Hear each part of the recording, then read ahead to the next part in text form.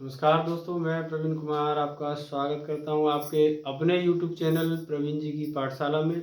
और आज मित्रों हम अपना आज का जो सेशन है उसे स्टार्ट करने जा रहे हैं। और आज का जो हमारा टॉपिक है वो है संज्ञा। और आज हम सीखेंगे संज्ञा क्या होती है, उसके प्रकार क्या होते हैं, उसके प्रकारों के बारे में समझेंगे, किस प्रकार की क्या परिभाषा है, किस तरीके से जो है एग्जाम्पल रूप में हमसे पूछा जाता है। तो चलते हैं आज न ज़्यादा समय लेते हुए अपने सेशन की ओर।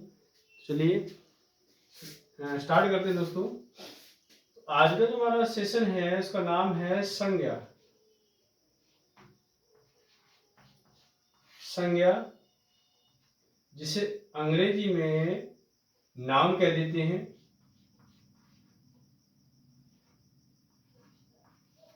नाउन कह देते हैं जिसका मतलब साधारण सा जो डिफाइन बनता है वो है हमारा कुछ इस तरीके से। भाई कोई भी हमारा नाम, अगर आपसे कभी भी कोई ये पूछ देता है कि संज्ञा है क्या या संज्ञा क्या है, तो आप सीधे सिंपल भाषा में बताइएगा कि संज्ञा का मतलब होता है कोई भी नाम। नाम चाहे किसी व्यक्ति का हो, वस्तु का हो, जाति का हो, स्थान का हो या भाव का हो, उस नाम को हम क्या कह देते हैं? संज्ञा कह देते हैं। जैसे कोई भी नाम। अब नाम किसका हो? भाई नाम होता है व्यक्ति का, वस्तु का नाम होता है, भाई जाति का नाम होता है, भाव का नाम होता है, या फिर हमारा स्थान का नाम होता है। इन सभी के नामों को ही हम क्या कह देते हैं? संज्ञा कह देते हैं। इन्हीं के आधार पर संज्ञा को 5 भागों में बांटा गया है, जिसमें पहला भाग जो हमारा होता है वो है व्यक्तिवाचक संज्ञा। व्यक्तिवाचक संज्ञा जिसमें पूछा जाता है हमसे कि व्यक्तिवाचक संज्ञा होती क्या है। व्यक्तिवाचक संज्ञा होती क्या है या क्या है व्यक्तिवाचक संज्ञा, तो यहां सीखेंगे जहां पर किसी व्यक्ति या वस्तु को देखा जा सकता हो और साथ में वो सिर्फ एक ही प्रकार की हो। किसी व्यक्ति या वस्तु को देखा जा सकता हो और साथ में कैसी हो? सिर्फ एक ही प्रकार की हो या एक वचन हो, तो उसे क्या कह देंगे? व्यक्तिवाचक संज्ञा कह देंगे। क्या कह देंगे दोस्तों? व्यक्तिवाचक संज्ञा कह देंगे। जैसे यहाँ करते हैं जिसे भाई जिस संज्ञा को एक तो हम देख सकते हैं, क्या कर सकते हैं? देख सकते हैं, प्लस वो कैसी हो? एक वचन हो। कैसी हो? एक वचन हो।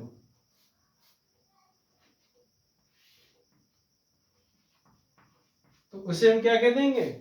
व्यक्तिवाचक संज्ञा बोलेंगे। उदाहरण के तौर पर मैं यहां लूंगा भगवान राम। भगवान राम, क्योंकि देखिए अब तक धरातल पर भगवान राम कितने हैं? सिर्फ एक ही रहे हैं। दूसरा मैं लूंगा भगवान बुद्ध।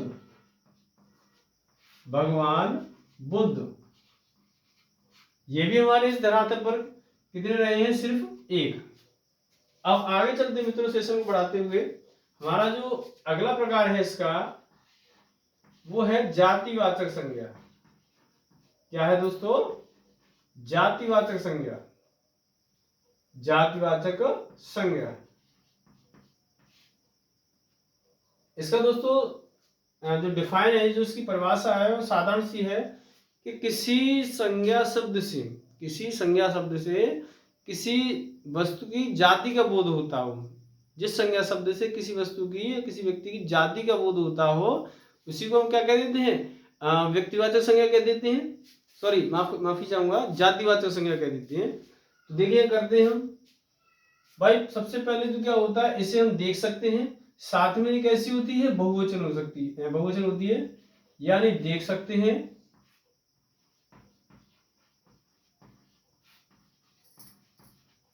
प्लस कैसी होती है? ये बहुवचन होती है। कैसी होती है दोस्तों?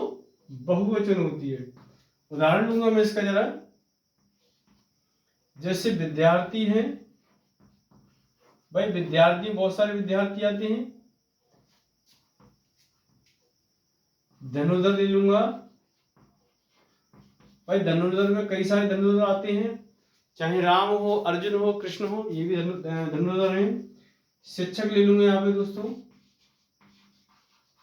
भाई कई प्रकार के शिक्षक होते हैं। तो ये हमारा कौन सा कहलाएगा, हमारा जातिवाचक संज्ञा। अगला मैं लूंगा यहाँ पे तीसरा प्रकार। तीसरा प्रकार जो हमारा मित्रों है भाववाचक संज्ञा। क्या है, भाववाचक संज्ञा। भाववाचक संज्ञा,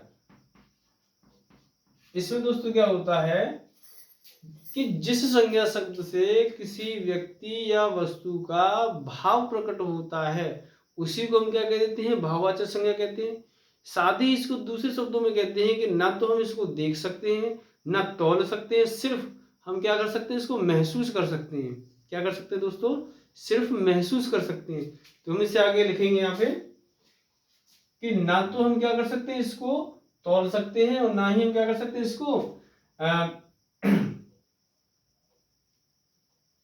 ना तो देख सकते हैं, ना तो देख सकते हैं,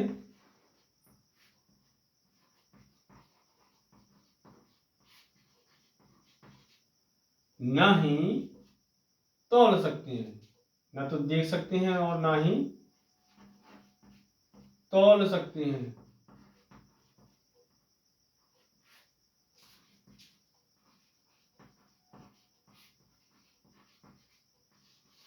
जैसे मान लीजिए दुख,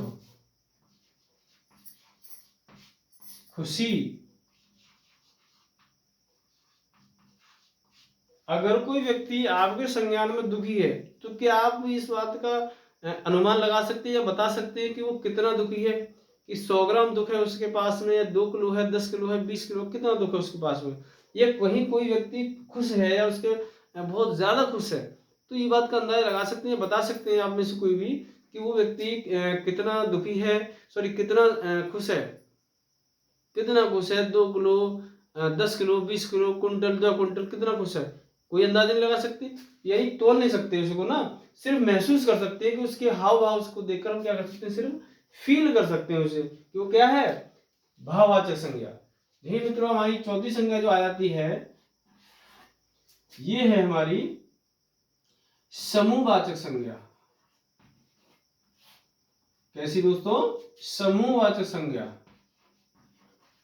अच्छा, समूहवाचक संज्ञा का मतलब होता है कि ऐसा संज्ञा शब्द कि जिससे, ऐसा संज्ञा शब्द जिससे 2 या 2 से अधिक, ऐसा संज्ञा शब्द जिससे 2 या 2 से अधिक व्यक्तियों के बारे में पता चलता हो, जिससे 2 या 2 से अधिक व्यक्तियों के बारे में पता चलता हो, या व्यक्तियों के बारे में पता चलता हो, उसे हम क्या कह देंगे, समूहवाचक संज्ञा कह देंगे। जैसे मैं यह कहूंगा सेना, भाई सेना में हमेशा काफी लोग होते हैं, पुलिस है, पुलिस है, दल है, झुंड बोल दूंगा यहाँ पे, यह हमारा शिक्षक गण कह दूंगा मैं। दोस्तों यहाँ पे शिक्षक गण में कई सारे शिक्षक होंगे, तो ये हमारा किसके अंदर आ जाएगा, हमारा समूहवाचक संज्ञा के अंदर। किसके अंदर आ जाएगा दोस्तों, समूहवाचक संज्ञा के अंदर आ जाएगा। आखिर जो हमारा संज्ञा का जो प्रकार है वो है द्रव्यवाचक संज्ञा।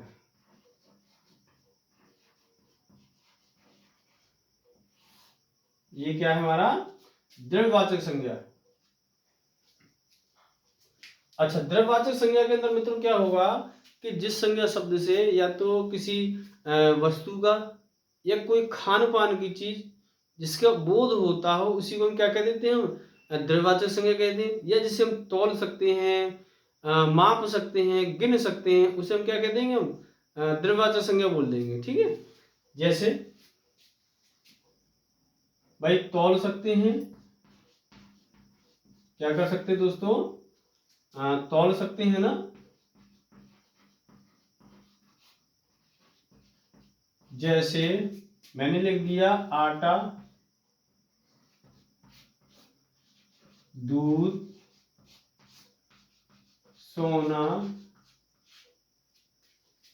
और मैं लिख दूंगा पेंसिल है,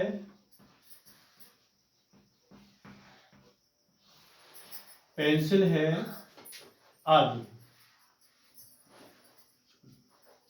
तो मित्रों आज का जो सेशन है हम यहीं पर अपना समाप्त करते हैं, और यदि हमसे किसी प्रकार की कैसी भी त्रुटि हुई हो तो उसके लिए मैं क्षमा पात्र रहूंगा। और आज का ये जो मेरा सेशन है, ये जो मेरे सभी गुरुदेव हैं उन्हीं के चरणों में समर्पित है आज का ये वीडियो। और साथ में मैं एक छोटी सी बात रखूंगा अपनी,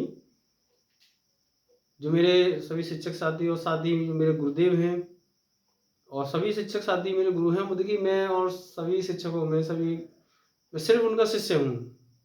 चाहे जो भी शिक्षकगण हों, मैं सभी से छोटा हूँ और हमेशा उनका शिक्षक रहूँगा, उनके चरणों की धूल बनकर। मैं उसके पात्र भी नहीं हूँ वैसे, तो ये उन्हीं के जो है चरणों के लिए समर्पित है।